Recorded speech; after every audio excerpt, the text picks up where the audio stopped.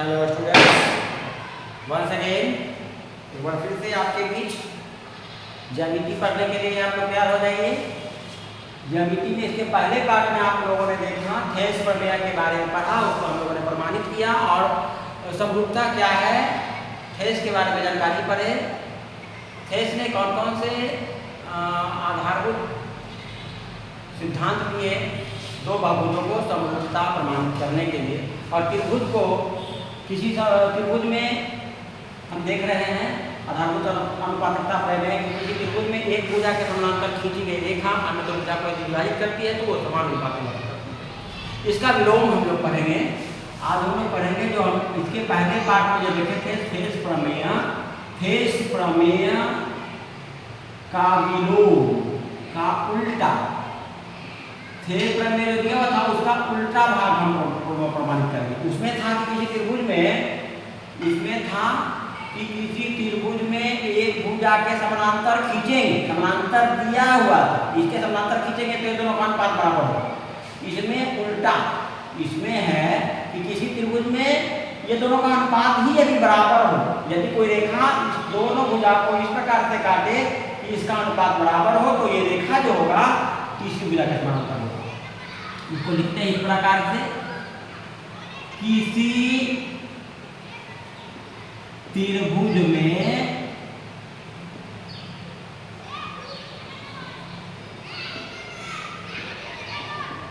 दो भुजाओं को समान अनुपात में काटने वाली रेखा क्या होती है? तीसरी भुजा के समानांतर होती है। क्या होती है? तीसरी भुजा के समानांतर होती है। यदि कोई रेखा, यदि एक त्रिभुज है BC जिसमें MN रेखा या DE रेखा जो है इस प्रकार है कि ये दोनों को समान अनुपात में काटता है तो रेखा इसे समानांतर हो जाएगा। विशेष प्रतिज्ञा इसको हम लिखेंगे, विशेष प्रतिज्ञा कि माना कि ABC, माना कि ABC एक क्या है? त्रिभुज है जिसमें एक रेखा कौन खींचे? एक रेखा DE, रेखा क्या है? DE। इस प्रकार खींचा कि AD बटा BD बराबर AE बटा EC ये दिया हुआ, इतना बाई इतना बराबर इतना बाई इतना ये दिया हुआ है।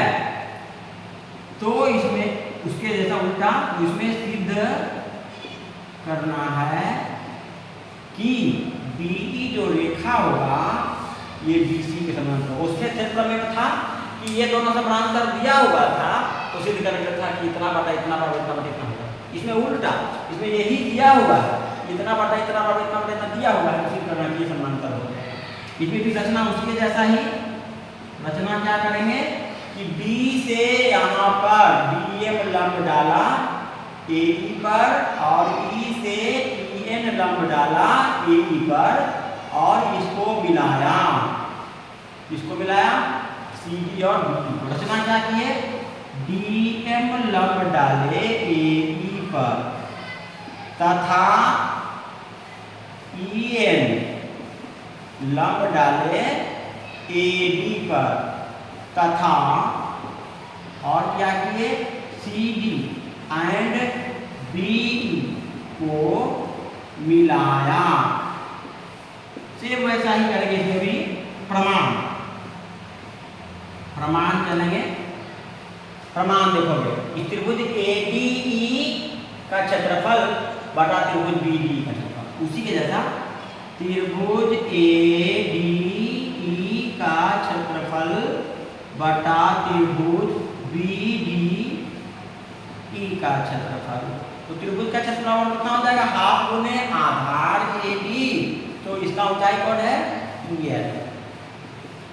नीचे वाला में इस त्रिभुज के क्षेत्रफल में हाफ गुने आधार BD, तो ऊंचाई EN, EN से EN कट गया, हाफ से हाफ कट गया, बराबर आ गया AD बटा BD। इसको इक्वेशन फर्स्ट मानेंगे, उस तरफ से चलेंगे त्रिभुज इस तरफ से ADE बटा CD, त्रिभुज ADE का क्षेत्रफल बटा त्रिभुज CDE का क्षेत्रफल बराबर हाफ गुने आधार कितना है AE, तो ऊंचाई DM, इसका हाफ गुने आधार है EC, तो ऊंचाई है DM, इसका भी दोनों का ऊंचाई एक ही है, कट गया, हाफ से हाफ कट गया, तो AE बटा EC, ये पहला। दूसरा समीकरण,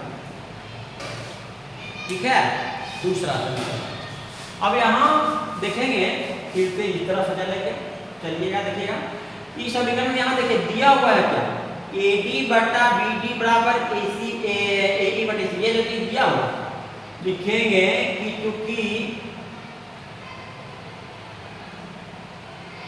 दिया हुआ है, ये दिया हुआ देखिए क्या AD बटा BD, AD बाई BD बराबर AE बाई EC, ये दिया हुआ है ना।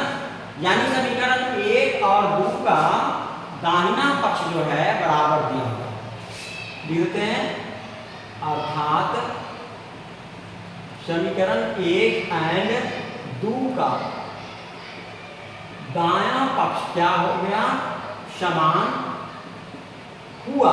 जब दायां पक्ष समान है तो बायां पक्ष भी समान होगा, अतः इनका बायां पक्ष भी क्या होगा, समान होगा। जब इतना बटे इतना बराबर दिया हुआ है, यानी ये बराबर ये दिया हुआ है, तो ये भी पक्ष जो है बराबर होगा। यानी हम बायां पक्ष है, बायां पक्ष है क्या कि त्रिभुज ADE बटा त्रिभुज BDE, इसका क्षेत्रफल ये, और बराबर इसमें क्या है, त्रिभुज ADE का क्षेत्रफल बटा त्रिभुज CDE का क्षेत्रफल। ये अब ऊपर में दोनों ADE कट गया, तो बचा क्या, इसीलिए त्रिभुज निकल गया कि BDE का क्षेत्रफल बराबर त्रिभुज CDE का क्षेत्रफल। ये अभी सिद्ध हो गया कि जो ये देख रहे हैं BDE और CD, ये त्रिभुज और ये त्रिभुज के क्षेत्रफल बराबर हो गया। यहाँ देखोगे ये है D, ये है E, ये है B, ये है C, ये त्रिभुज ये वाला और ये त्रिभुज का क्षेत्रफल बराबर हो गया। दोनों का चूंकि आधार एक ही है, तो दोनों रेखा समांतर हो गया। लिखेंगे क्योंकि दोनों त्रिभुज का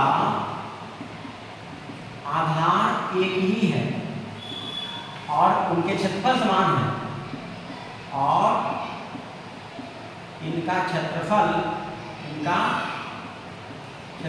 क्या है, समान।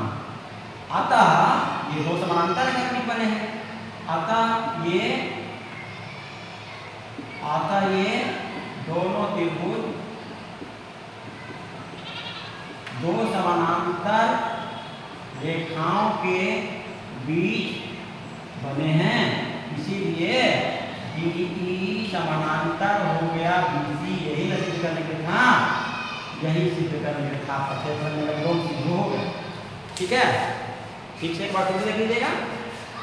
यहाँ दिया हुआ है कि इतना बटा इतना बराबर इतना बटा इतना। अब इसमें हम देखे थे यहाँ रचना की, इतना से यहाँ बन रहा है, यहाँ बन रहा है, इसको दोनों मिला दिए। अब त्रिभुज क्या किए हैं, इसका क्षेत्रफल बटा इसका क्षेत्रफल बराबर आ गया करके इतना और इतना, फिर इधर चले इसका क्षेत्रफल बटा इसका क्षेत्रफल बराबर करके आ गया इतना इतना। ये समीकरण 1 और 2 आया दोनों का।